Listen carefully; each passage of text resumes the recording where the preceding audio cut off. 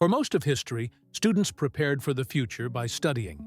Today, many are preparing by building. Some graduate with a degree, others graduate with an income stream, and increasingly, the second matters more than the first. Because by 2026, the biggest economic advantage isn't just knowledge, it's the ability to create value before you're required to. So the real question isn't what should students learn, it's what should they start, while the risk of failure is still low. In this video, we'll explore 7 realistic side hustles students can start in 2026. Not get-rich-quick schemes, not viral trends that disappear in months, but skill-based, scalable activities that teach leverage, build experience, and may even outgrow a traditional career path. We'll look at why each works now, how they fit into the modern economy, and what they quietly train you to understand. First, a shift in how income begins. In previous generations, earning started after education. Today, earning often begins during it. Technology removed the gatekeepers. Distribution became free, and small competence became monetizable. Students now compete globally, but also participate globally. The barrier isn't permission anymore, it's initiative. Side hustle number 1, niche digital services. Let's start with something simple. Small online services. Thumbnail design, short-form video editing, caption writing, podcast cleanup, formatting digital documents. Thousands of creators, businesses, and educators publish content daily. Most don't want to handle repetitive tasks. Students who learn one narrow skill and execute reliably often find steady demand. The secret isn't mastery, it's specificity. Generalists struggle. Specialists get hired repeatedly. This hustle teaches consistency, communication, and professional accountability. Skills rarely taught formally, but valued everywhere. Here's where it gets interesting. Many students assume AI replaces beginner work. In reality, it changes beginner work. Instead of eliminating services, AI increases output, and more output requires more organization, editing, and human judgment.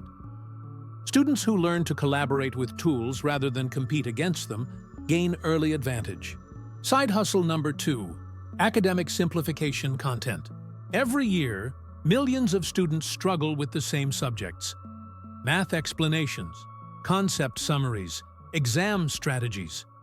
Students who recently mastered a topic often explain it more clearly than experts.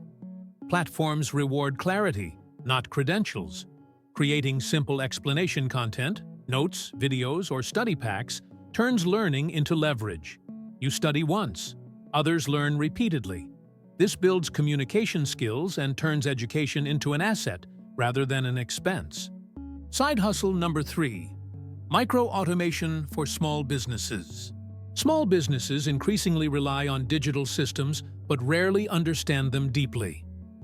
Booking forms, automated replies, simple data tracking.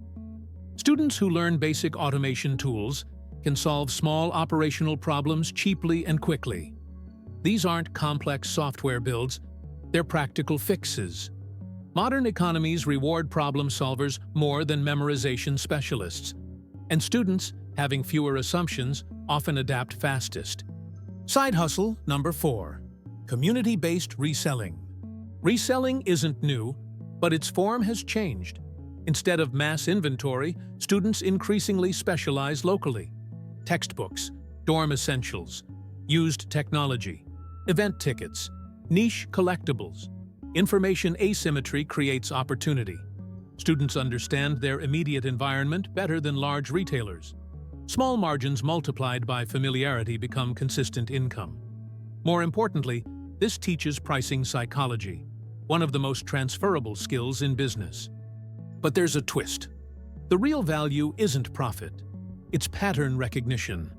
Students who resell learn supply, demand, timing, and negotiation practically, not theoretically. Many entrepreneurs unknowingly begin as traders. Side hustle number 5, local convenience services.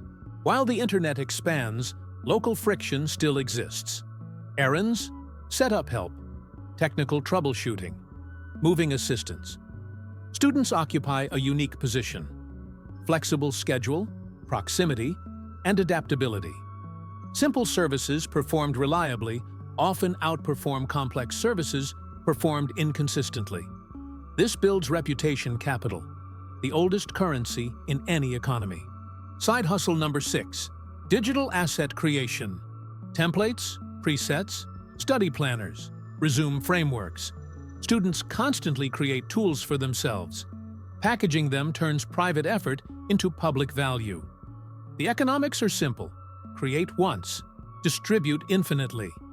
This teaches ownership thinking, moving from labor to asset creation. Side hustle number 7, collaborative projects. Many students attempt projects alone, but increasingly, value comes from coordination. Writers partnering with designers, editors partnering with researchers, coders partnering with communicators. Small teams replicate small companies. Students who learn collaboration early understand leverage earlier than peers. And leverage, not effort, is the foundation of long-term economic mobility. The hidden advantage students possess. Students underestimate their greatest asset: low downside risk, no mortgage, few obligations, high adaptability. Failure costs little, but teaches permanently. Economically, this is rare. It allows experimentation most adults cannot afford.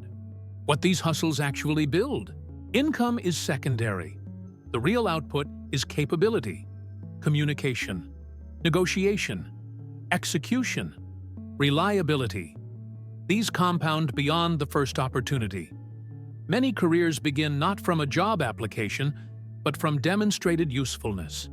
The economy students graduate into is different from the one they prepared for. Degrees still matter, but evidence matters more. Side hustles aren't about escaping traditional paths. They're about understanding how value is created. The lesson isn't to work constantly, it's to experiment early, when consequences are small and learning is large. Because the modern advantage doesn't belong to the smartest person in the room. It belongs to the person who understands how systems reward usefulness. And usefulness is learned through action, not theory. If this perspective helped you see opportunity more clearly and think differently about starting early, consider subscribing for more calm, thoughtful explorations of work, money, and the changing structure of opportunity. This is Cold Insight. Thanks for listening.